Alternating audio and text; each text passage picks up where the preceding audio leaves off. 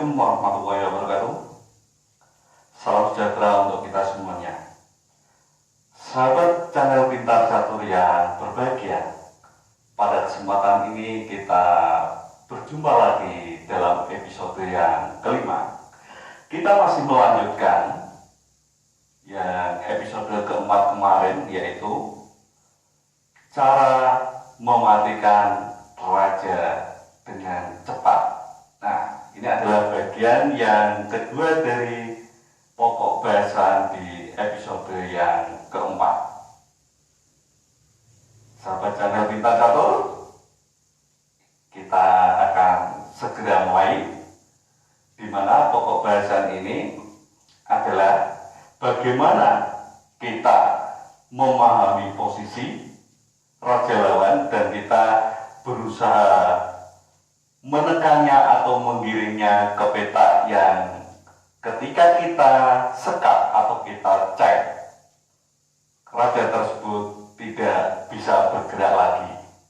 Atau yang berbahagia, sebelum kita mulai dengan pembahasan cara mematikan raja lawan dengan cepat, saya perlu sampaikan bahwa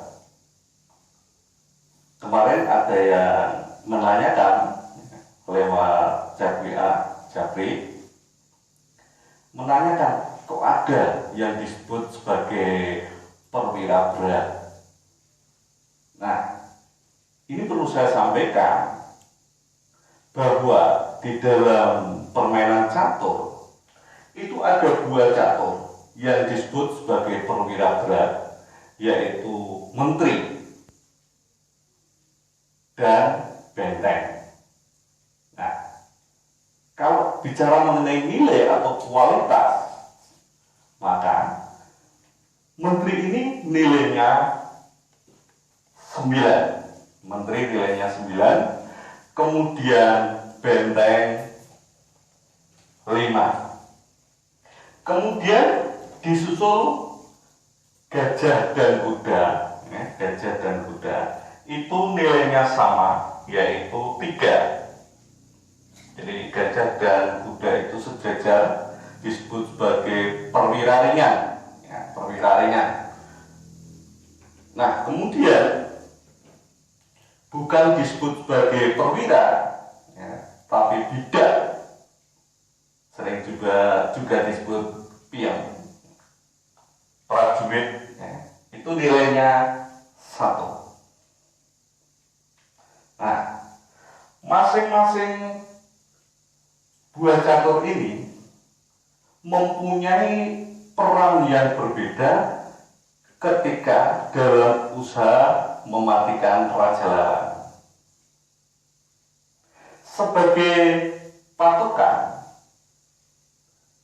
raja lawan itu bisa kita matikan jika kita mempunyai buah catur yang nilainya minimal 10.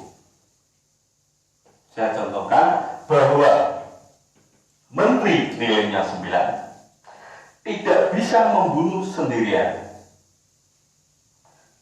Tidak bisa membunuh sendirian. Harus dibantu oleh yang lainnya. Contohnya raja, misalnya bantuannya. Raja itu buah catur yang paling penting, nilainya tidak terhingga. Jadi kalau menteri dibantu dengan raja yang tidak terhingga, otomatis nilainya lebih dari 10. 9 ditambah raja, jadi bisa membunuh, bisa mematikan. Kemudian tanpa bantuan raja, punya pion yang nilainya 1, bisa mematikan. 9 tambah 1 adalah 10. Nah, itu patokannya.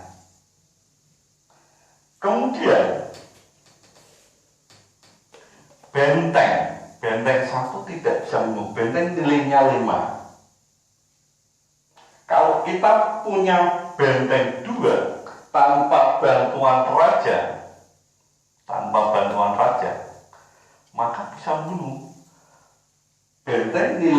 5. Kalau punya 2 berarti 10. Gitu. Nah, pada saat kondisi di dalam pertandingan krisis waktu, kita tidak perlu harus menggunakan raja untuk membantu menyerang raja atau membantu benteng. Karena kita punya 2, cukup kita menggunakan benteng yang satunya. Maka akan lebih cepat satu warna dibandingkan raja harus ke sana misalnya. Gitu.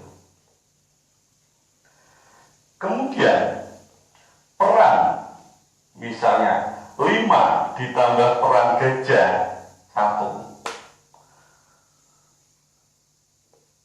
Gajah nilainya 3, benteng nilainya 5, berarti 8, belum ada 10, maka tidak bisa.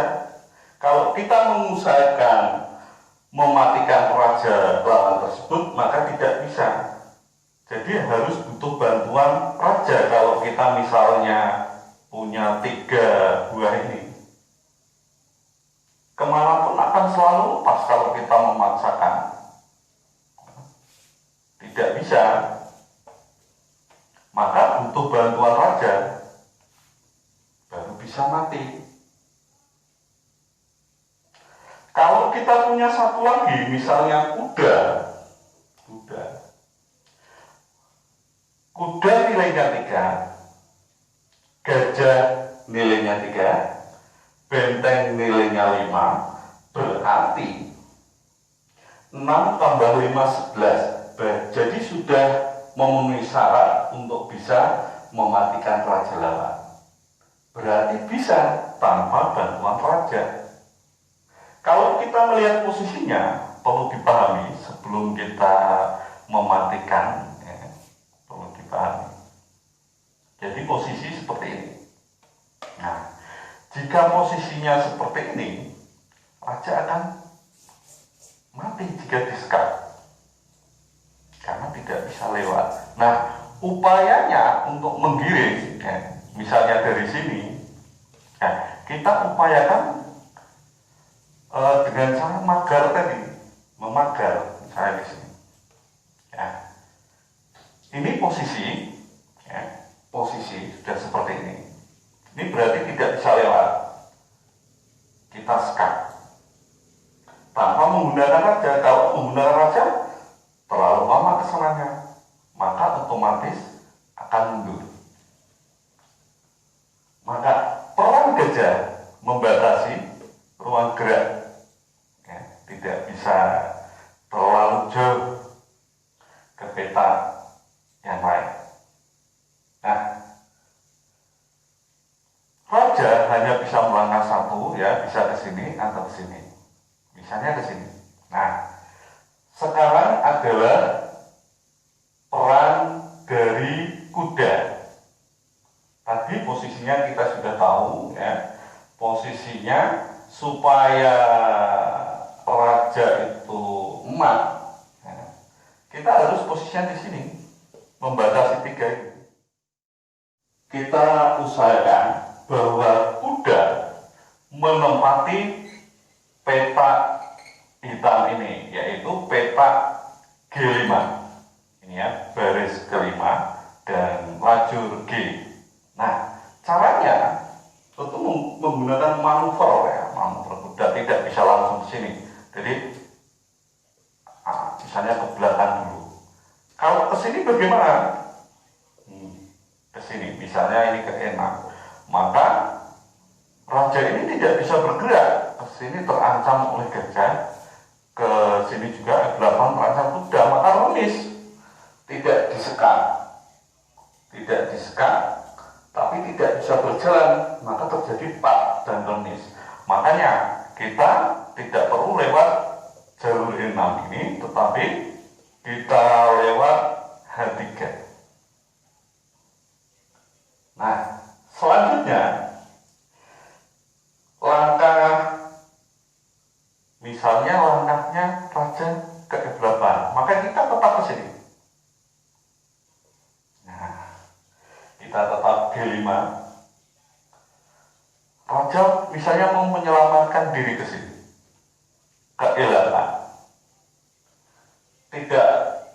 kita menggeser dua ini, tapi kita cukup benteng nih, kita geser. Ini namanya langkah tempo.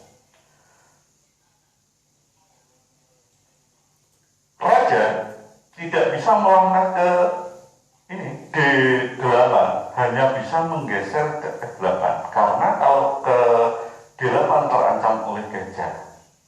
Nah, posisi ini sudah jadi barisan ini sudah dihalangi oleh gajah dan kuda, maka benteng bisa menyekat, cek, dan mati.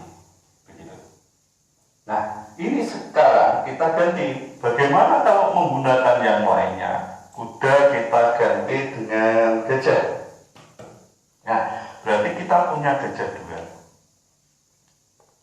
Gajah dua ini berarti nilainya ini 6 tambah 5, 11. Jadi tidak perlu perang raja.